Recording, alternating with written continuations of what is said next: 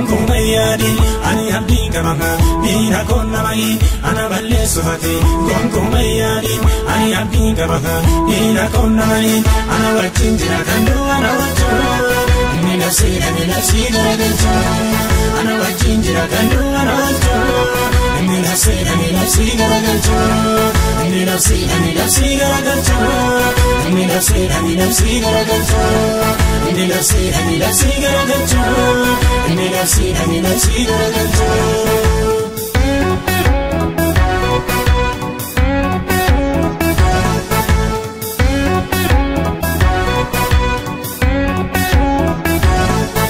Wanjo ko chasir harana fandae Goftan ko Jesus gachana ko tae Gada ko ambise abarsa ko chase Akka jo mera humna ko arise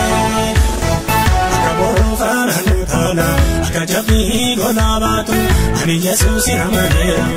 Kana bodde duti nanyatu Akka boro fananu thana Akka jabi gona batu Ani Jesus ramadera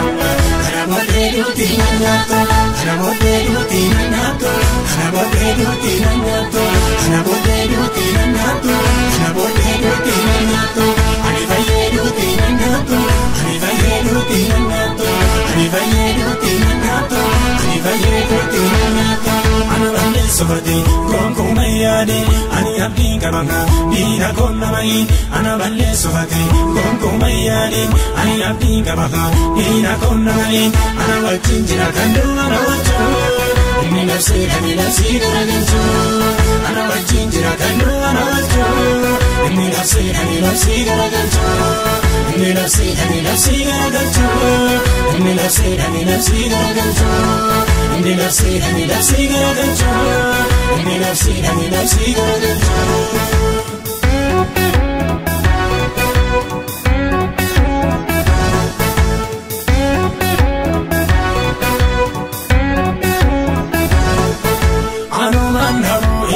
Sekoti nabo pasera markarali sati Jesus naftai avokato china wae ko visa ditiga gatama makan sagin bija bhada wakayo iddo bakati dukumne safaram hedo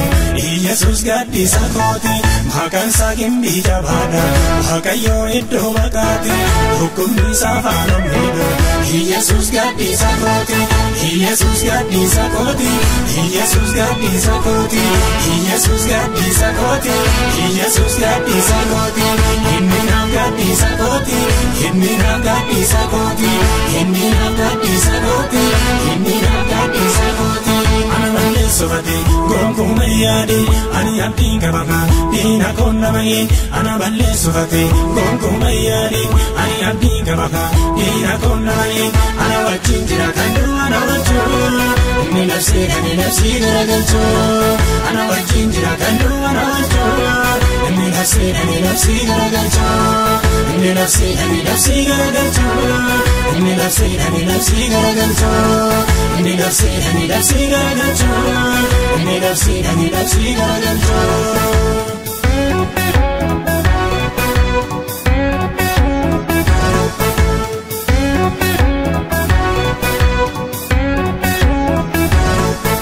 Selam kwarai nanjirame iga Jesus mi kanamdame Adam situko number 1 me abid sinata barigame kiyana dikese yomnakale mana ko tira abasi jale Selam kwarai nanjirame iga Jesus mi kanamdame Adam situko number 1 me abid sinata barigame kiyana dikese yomnakale mana ko tira abasi jale kiyana dikese yomnakale mana ko tira abasi jale mana ko tira abasi jale mana ko tira abasi jale mana ko tira abasi jale mana ko tira abasi jale abasi jale abasi jale abasi jale abasi jale